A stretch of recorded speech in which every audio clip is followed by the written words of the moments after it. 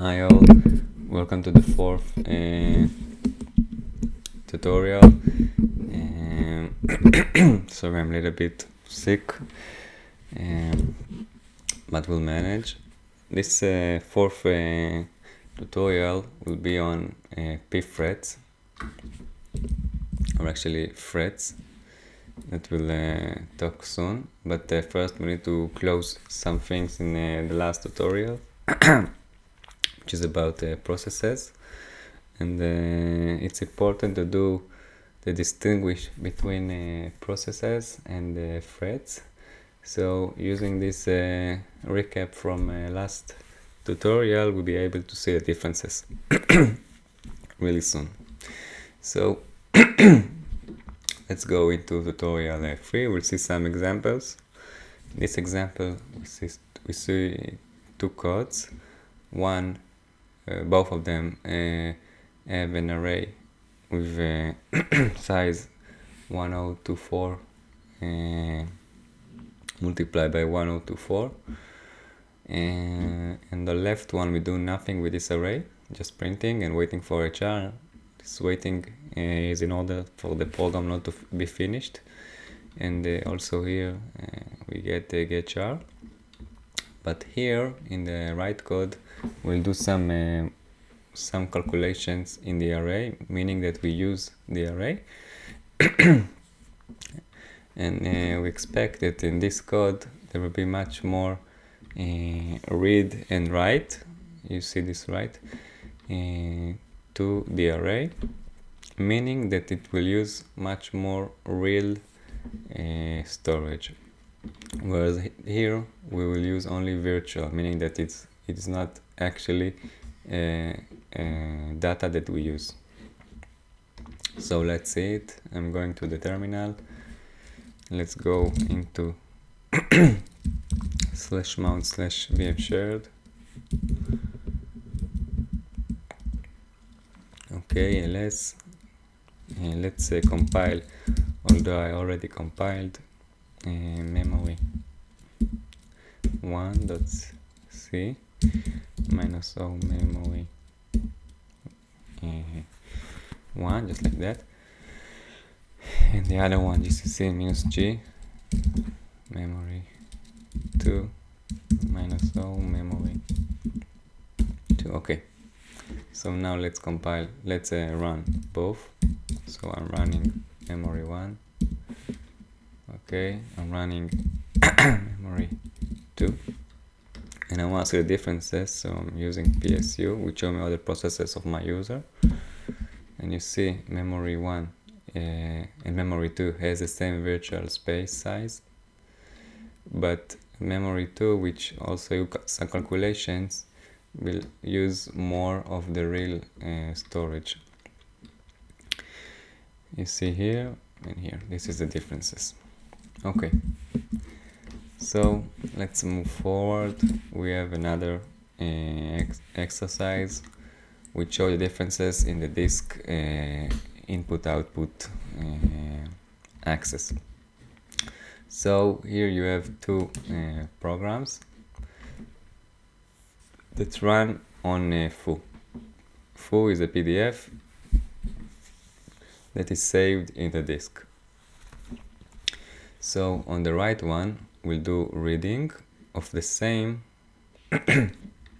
file, foo0, and we'll do reading and so on. On the left, what we do is we access 5,000 options randomly of foo.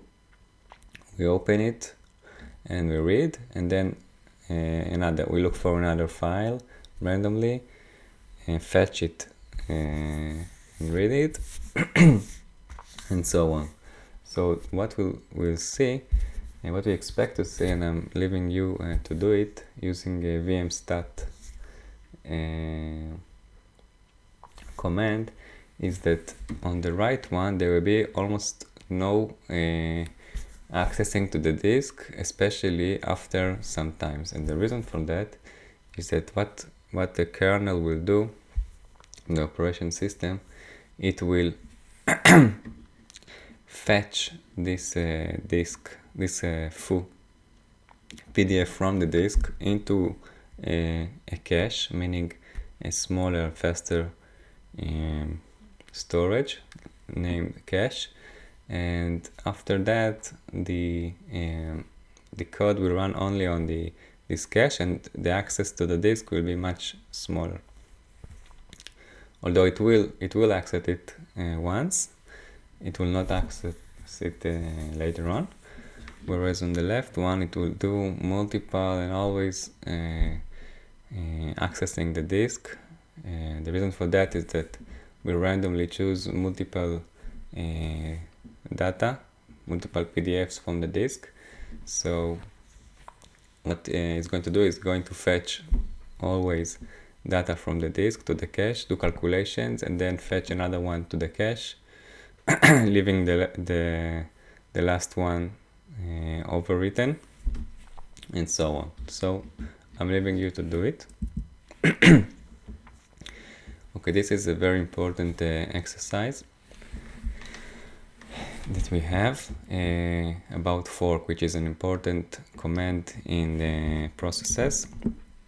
What fork does is just splitting the process to a parent, which is the original process, into a child, which is the new process that's run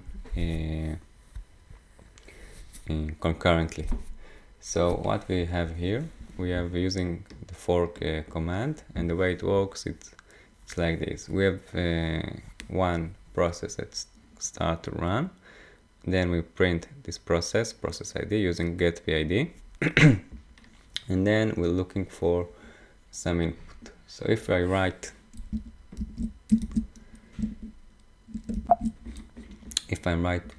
fork, and then it will go into this if. So what we'll do is we fork, meaning that now we have two processes that's running. The parent, let's start from the child. The child will have PID, which is 0. Then we'll go into here. And you see, we just print child starting to run with PID. Get PID will get his process ID. And here we also have, so this was the child. Now the parent will have the process ID of the child, which is greater than 0. Then we'll go into here, and we just print create a child process with process with the process ID, and created a child process with PID that got from the fork. And that's it. If we write exit, then we stop, and that's it. Let's see it on here. So maybe later. So we have let's compile it. GCC -g disk, not disk, fork .c -o fork. Okay, we compiled it. Let's run. /fork. So this is the process ID. This is his parent. Okay, let's do a fork operation. This fork operation will have consequences. Here you see you have two processes, which is the parent. This is the original process. We created a child process and waiting. I didn't tell you.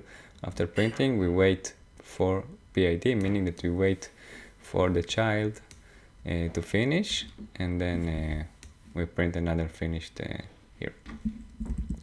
So after creating the child, we're waiting for him to finish. It's using wait PID, and the child process, you see child starting to run. It is running concurrently, and this child waiting for another fork. So if we do another fork, yeah, so the child created another child, and it's waiting for it to finish, and the child is running.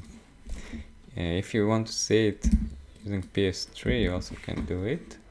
Let's run, for example, PS3. So you will be able to see this fork process that we ran. Also, you can write PS3 minus P, and you can also do grep to see only the fork. So you see here the operations that we made and the process IDs. Here you see the process IDs that we just saw.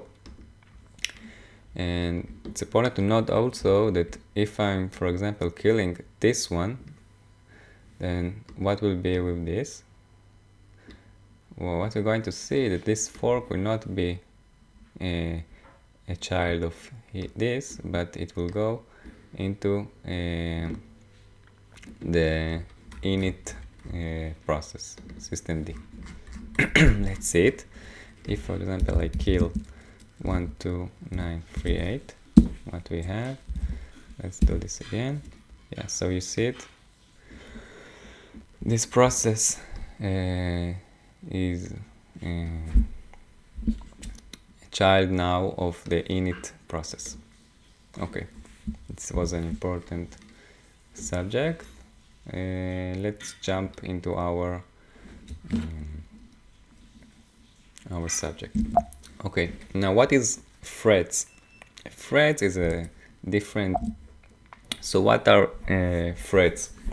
And what's the difference between threads and process? So a thread is a very similar operation, or a very similar thing to process, meaning that it run the code concurrently with another threads.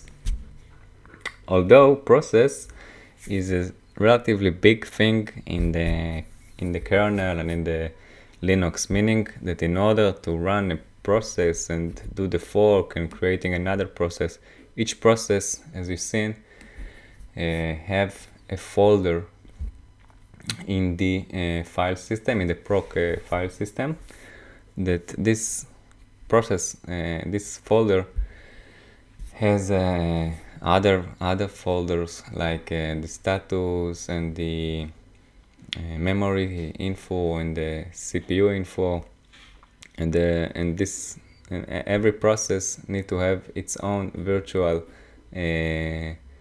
storage, and it allocates the stack, allocate a space in the memory, and so on. So in order to make a process, there's a big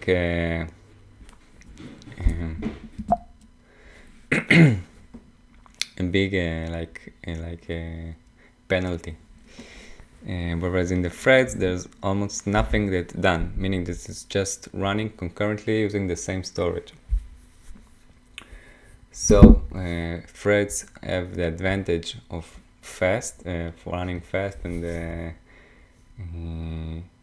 the fork creating of a thread is relatively fast.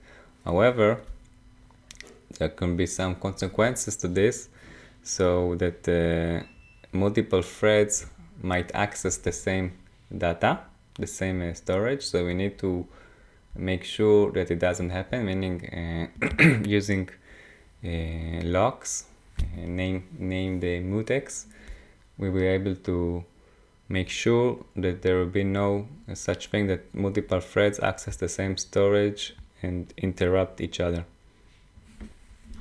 Okay, so let's just see it by an example. Here you have you need to install the manual pages, of course, and in order to include the threads, you need to write include pthreads, and while compiling, you need to use using GCC, you need to use the pthread flag, and you have manual of pthreads. Okay, this is more data about the manual. Okay, so we have four main functions. The first is to create it. It has some inputs, This is the default input. I think it's the best way to really understand it is using an examples. So we have pthread create, we have pthread self, which get the thread ID. We have exit that we exit the we have the exit function which exit or terminate, meaning exit the thread. This by default happened if we reach the end of the thread. And we have joined it, just like we wait PID, we wait for the thread to finish. Okay, let's see it. Let's have an example.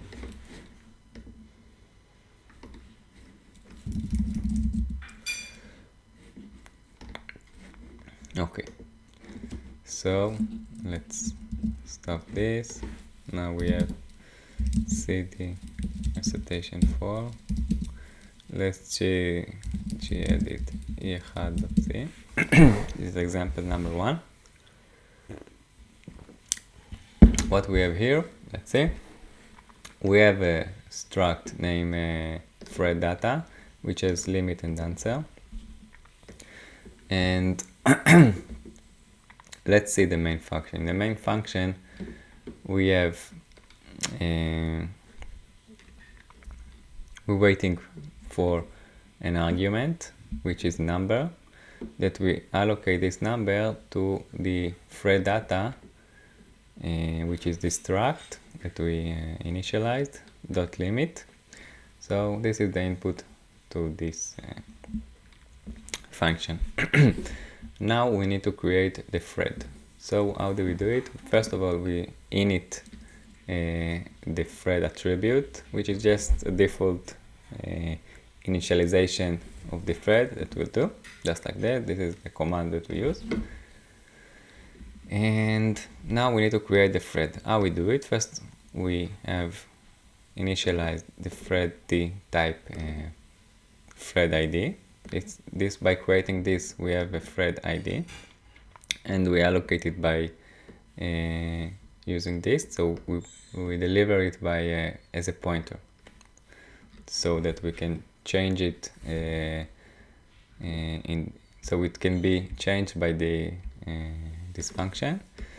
We have attributes, and we're calling the threads function, and this is the input to this thread function. So let's go into the thread function. In the thread function,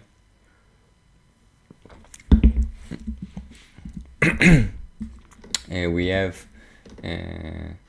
this input that we casting using the thread data struct to thread data. So first of all, we access the thread data limit and allocate it in limit. This is saved in the stack, so meaning that after completing this thread function, this is gone. And we're just doing a loop that run on this limit and sum all of it. Then we have two ways to output the sum. The first one is by doing a thread data in answer. We have this sum in this thread data, and then we exit the thread with the first one is by just doing that, meaning that when we access thread data.answer, just like here, then this value will be valid since we deliver it by pointer. And the second one is using the pthread exit. We have answer that we allocate a memory in it, and answer value will be sum, and then we exit with this answer. So when we're doing the pthread join with the process ID, then the output will be in result, which delivered by void כוכבית. And if we want to exit it, we use כוכבית. And then of course we free this result that was allocated using malloc. So let's see it. Okay, let's run.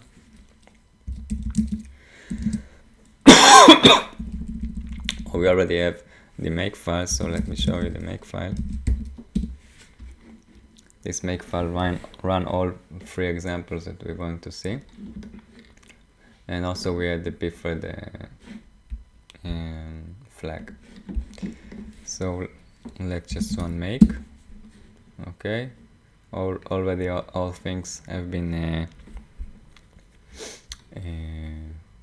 compiled. So let's run E1. E1 with a number, the limit. So we see these 2 values. Okay, let's see example number 2, gedit E2. Here we have much better example of threads.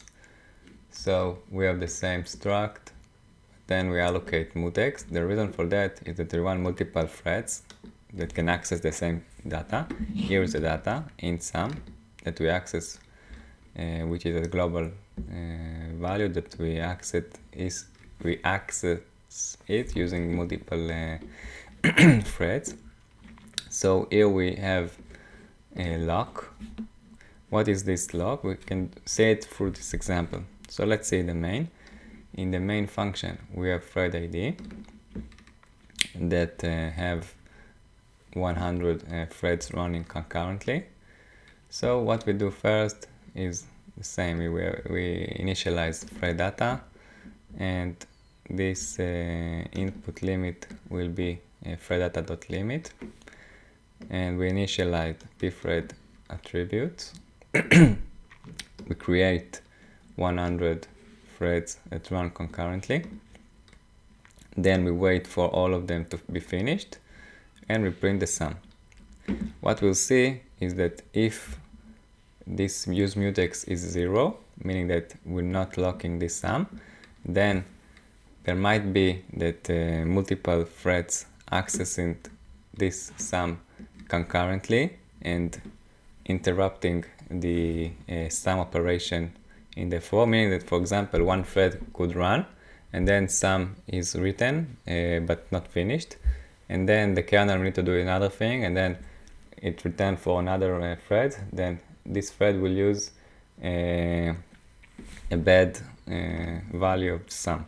So we need to lock it and finish for the thread to be finished, and then this way it will be safe. So let's see it. First of all, let's use mutex to be 0. I'm changing it in the windows. So right, just like that. I return here. Now I want to compile. So you'll see that only this example 2 has been compiled, since this was the only code that changed. And now I need to run each time.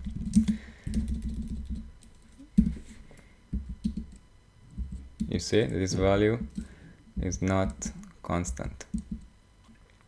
Okay, so now if I'm changing this value to be 1, meaning that it's safe, using the mutex lock. Yeah, this is the initializer of the mutex, and then we lock and then we unlock, meaning that no other thread could use this data.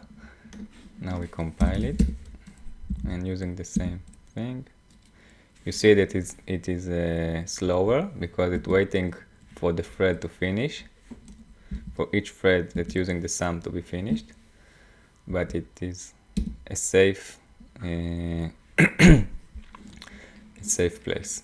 Okay, so here we finish this recitation, and I'm leaving this subject to be discussed next week, since I'm a bit sick. So we'll do this next week, and okay, see you next week.